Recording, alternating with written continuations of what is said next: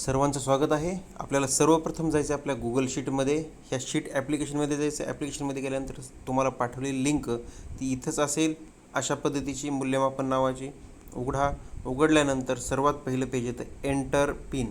असे टॅब आहेत आपल्याकडे. एंटर टॅब आहे, कच्ची माहिती आहे, गुणदान आहे, गुणदान 2 आहे, हे गुणदान 2 आहे, वर्णन आहे, AI आहे, नोंद वही आहे, एकीकरण आहे, श्रेणीनिहाय एकीकरण आहे, गोषवारा आहे, फर्स्ट सेकंड म्हणजे पहिला प्रथम द्वितीयचा निकाल आहे, गुणपत्रक आहे एक, आणि गुणपत्राची पाठीमागची बाजू आहे. ठीक आहे. तर सर्वांचा परिचय घेऊ आपण. सुरुवातीला एंटर पिन विभागामध्ये आपल्याला हे नाव खोडायचं आहे आणि खोडून तुमच्या शाळेचं नाव टाकायचं आहे. विद्यार्थी संख्या टाकायची, म्हणजे तेवढे आपल्याला सेल तुम्हाला ॲडजस्ट करून देता येईल, कस्टमाइज करून देता येईल विद्यार्थी संख्या एवढे. माध्यम टाकायचं आहे. ID तुम्हाला एडिट करता येणार नाही, तो ॲटोमॅटिक जनरेट होईल. आणि त्यानंतर तुम्हाला पिन टाकायचा आहे, जो आम्ही देऊ. कधी पिन देऊ हा तुम्ही ID ज्यावेळेस आम्हाला द्याल. ID कसं द्यायचं आहे हे सर्व नाव टाकायचं आहे. नाव टाकल्यानंतर तुम्हाला ह्या विभागात जाऊन बघायचं आहे कशा पद्धतीने नाव दिसतं तुमचं. ह्या एकीकरणामध्ये, नोंदवहीमध्ये इथे नाव दिसतं तुमचं शाळेचं. तर ते नाव कसं दिसतं हे तुम्ही तपासायचं आहे. जर चांगलं वाटत नसेल तर तिथे ॲडजस्ट करायचं नाव सर्व काही. आणि नाव ज्यावेळेस चांगलं वाटेल, सगळं फायनल होईल, त्यावेळेस तुम्हाला जो ID जनरेट होईल तो ID तुम्हाला घ्यायचा आहे आणि इथं पिन आमच्याकडून घ्यायचा आहे. ठीक आहे. तर ही झाली एंटर पिन या विभागातली माहिती. कच्ची माहिती या विभागामध्ये जायचं आपल्याला. या विभागामध्ये जे विचारलेली माहिती आहे, विद्यार्थ्याचे नाव, वडिलांचे नाव, आईचे नाव, आजोबांचे नाव, लिंग, जन्मदिनांक, जात, इयत्ता, जनरल, प्रवेश दिनांक, मातृभाषा, पत्ता, प्रथम सत्र, द्वितीय सत्र, वजन, उंची, कामाचे दिवस हे एडिट करायचे तुम्हाला. हे इथं दिवस तुम्हाला महिन्याचे कामाचे दिवस टाकायचे आणि उपस्थित दिवस इथं टाकायचे. ठीक आहे.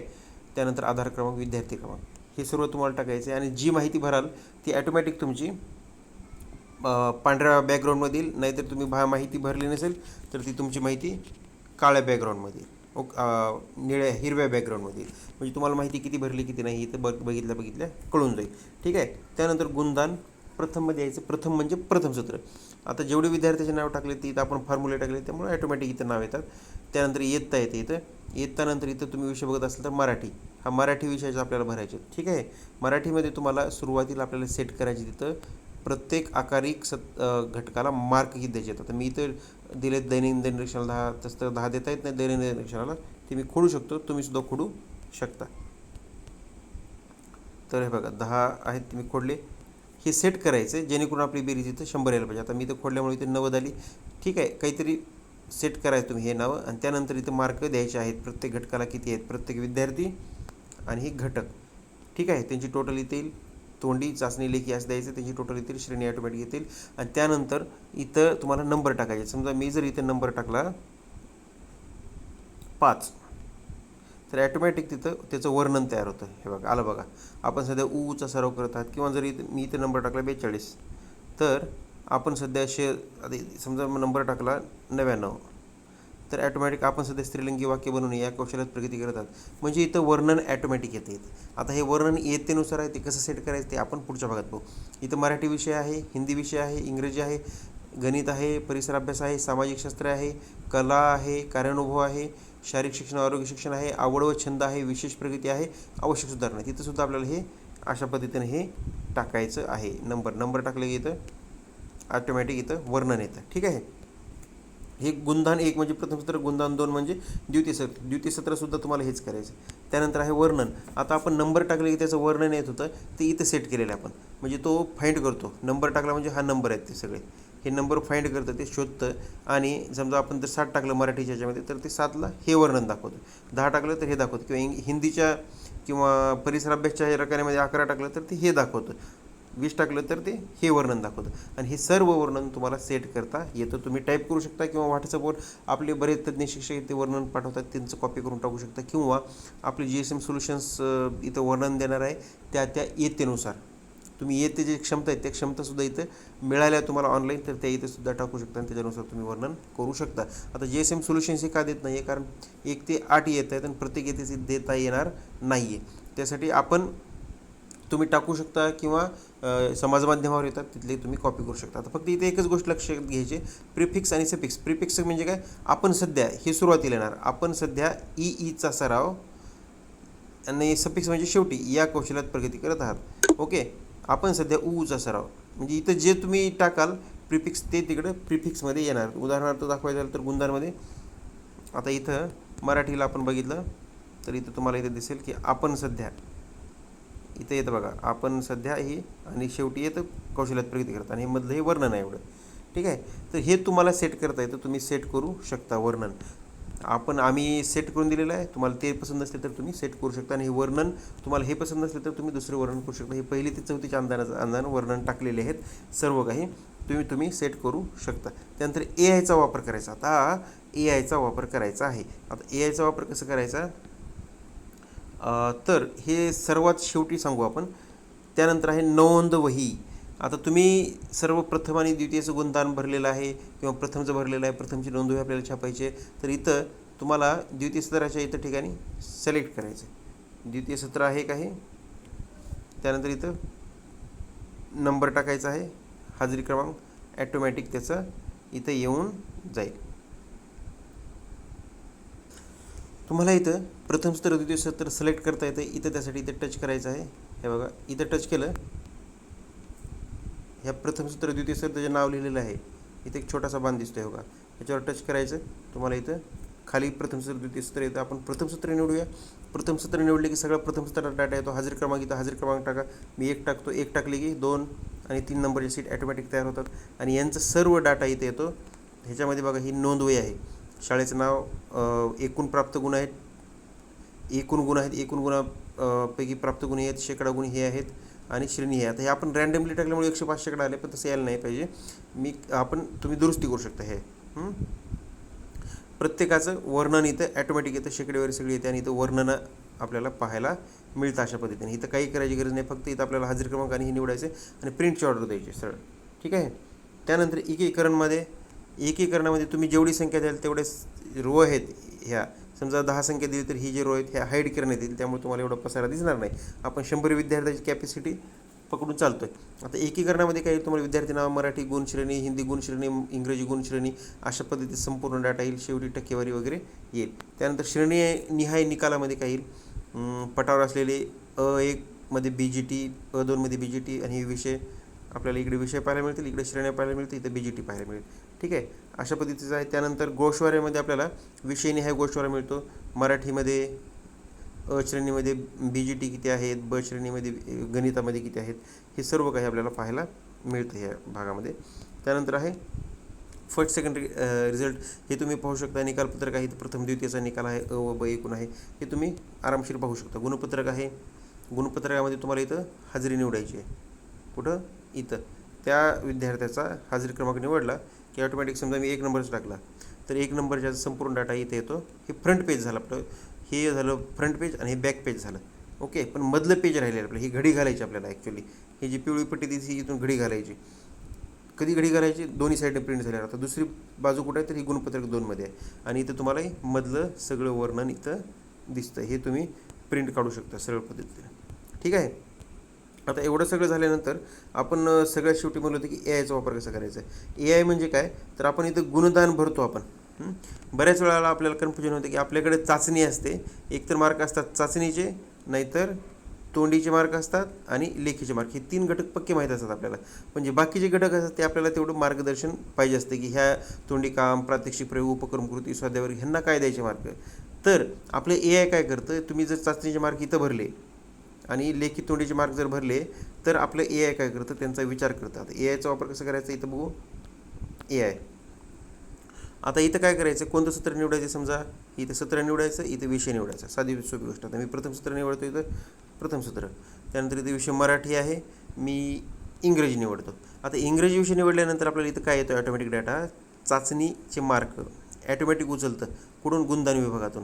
तोंडीचे मार्क आणि लेखीचे मार्क ॲटोमॅटिक उचलतात. ओके, हे इथं अशा पद्धतीनं. म्हणजे किती घटक, 1 2 आणि हे 3 घटक ॲटोमॅटिक उचलतं, आणि ती सॉफ्टवेअर स्वतः हे मार्क मनानं तयार करते. ओके, हे इथले मार्क मनानं तयार करतं. तुम्ही जे इथं मार्क दिले असतील ना त्यानुसार ते मार्क तयार करतं ॲटोमॅटिक. आता मी इंग्रजी विषय घेतला, इथं मी मराठी विषय घेऊ शकतो. ठीक आहे. मराठीला बघा इथं लक्षात घ्या, इथं मी 5 गुण दिले तिथं. आता मी तिकडे जाऊन गुण बदलतो. प्रथम सत्रामध्ये गुणदान प्रथममध्ये मराठीचे 5 आहेत ना, इथं मी करतो 10. ओके, हे 10 केल्याबरोबर तिथं सुद्धा आपल्याला बदल झालेला पाहायला मिळतो. हे बघा इथं पण 10 झाले हे. हां, मग ते आता 10पैकी मार्क देतात. आता ह्याच्यामध्ये सुद्धा आहे की जर 10पेक्षा ए जर जास्त दिले तर ते लाल रंगामध्ये दाखवतं, कमी झाले मायनसमध्ये झालं तर ते ब्लॅक रंगामध्ये वगैरे दाखवतं. आता हे जे मार्क आहेत हे निवडले कसे, तर समजा माझा 1 नंबरचा विद्यार्थी आहे आणि तो फार हुशार आहे, त्याला मला श्रेणी ठेवायची अ श्रेणी, आणि हा 2 नंबरचा विद्यार्थी आहे थोडासा कच्चा आहे, मग त्याला मी अ2मध्ये देणार. 3 नंबरचा आहे फारच फारच म्हणजे सुधारण्याची आवश्यकता आहे, त्याला मग मी काय करणार क2मध्ये देणार. 4 नंबरचा विद्यार्थी आहे फारच म्हणजे शाळेतच येत नाही, कधीच येत नाही, त्याला ड विभागामध्ये देणार. आता ड विभागामध्ये दिल्यानंतर इथं जे मार्क आहेत ते ऑटोमॅटिक त्याच लेवलचे तुम्ही चाचणीला चाचणी आणि लेखी तोंडीला दिली असेल तर त्यावर कॅल्क्युलेशन करून ते इकडचे मार्क सजेस्ट करतं पूर्ण. आलं लक्षामध्ये तुमच्या, म्हणजे कोणते मार्क सजेस्ट करतं ते ह्या 2-3 घटकावरून आणि श्रेणीवरून हे मार्क सजेस्ट करतं, आणि त्याची श्रेणी ॲटोमॅटिक तुम्ही जी दिलेली श्रेणी आहे इथं ती ठेवण्याचा प्रयत्न करतो सॉफ्टवेअर. हे बघा ही तुम्ही सांगितलं सॉफ्टवेअरला ही श्रेणी ठेव, आणि सॉफ्टवेअरनं ही श्रेणी ठेवली. अ2 ठेवायला सांगितलं अ2 ठेवलं, ड ठेवायला सांगितलं ड श्रेणी सॉफ्टवेअरनं ठेवलेली आहे इथं ॲटोमॅटिक. मग तुम्ही काय करायचं, सरळ सरळ इथून हे एवढं कॉपी करायचं आहे इथरपर्यंतचं, हे असं कॉपी करायचं, कॉपी. ओके. त्यानंतर हे प्रथम तर मराठीचं आहे, कुठून कॉपी केलं तुम्ही, इथून कॉपी करा वाटलं तर. ओके, हे पूर्ण भाग जिथून कॉपी केले तिथे लक्षात ठेवा. सेल D1पासून D17पासून कॉपी केले, ठीक आहे, किंवा दैनंदिन निरीक्षणच्या इथून खाली गेले खालून. मग सरळ जायचं गुणधान प्रथममध्ये, कारण प्रथम सत्राच भरतोय.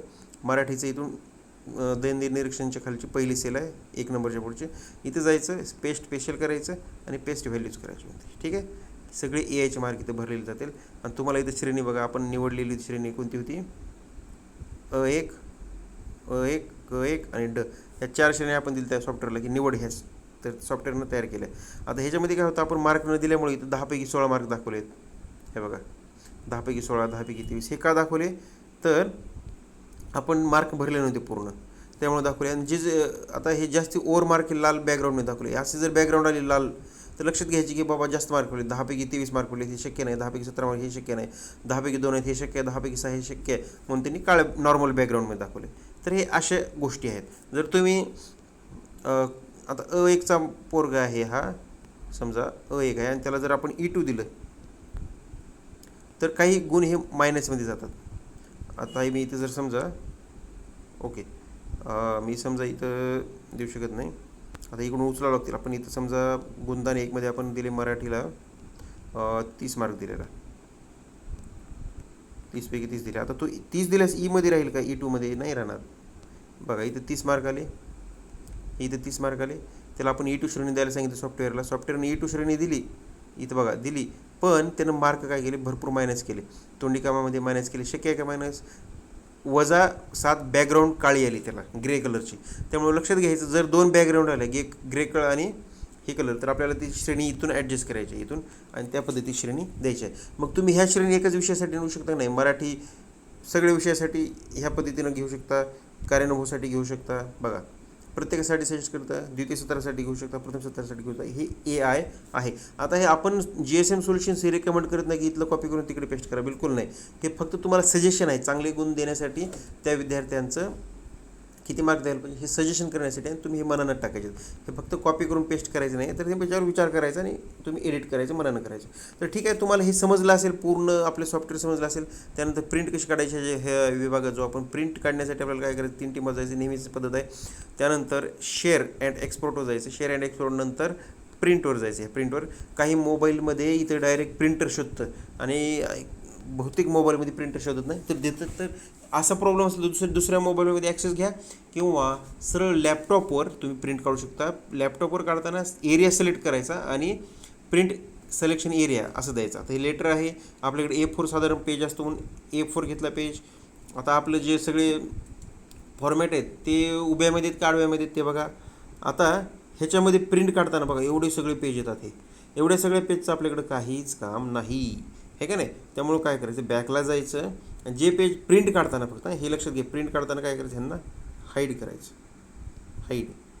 ओके ओके, हे हाईड होत नाही आहे कारण हे प्रोटेक्टेड शीट आहे, असू द्या, जाऊ द्या.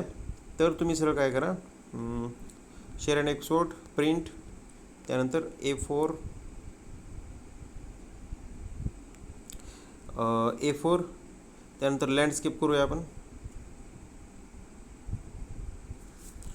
काही फॉर्मॅट हे लँडस्केपमध्ये आहेत, काही हे पोर्ट्रेटमध्ये आहेत. तर पोर्ट्रेटमध्ये कोणते कोणते फॉर्मॅट आहेत बघा. हे एक फॉर्मॅट आहे. कोणता? हा नोंदवहीचा. तर नोंदवहीचा फॉर्मॅटमध्ये काही भाग इथं राहतो आहे. तर त्याच्यासाठी काय करायला जाईल तुम्हाला, प्रिंटमध्ये आपल्याला ॲडजस्ट करता येईल किंवा लॅपटॉपवर प्रिंट काढता येईल. आता मी तुम्हाला मोबाईलचं दाखवलं आहे.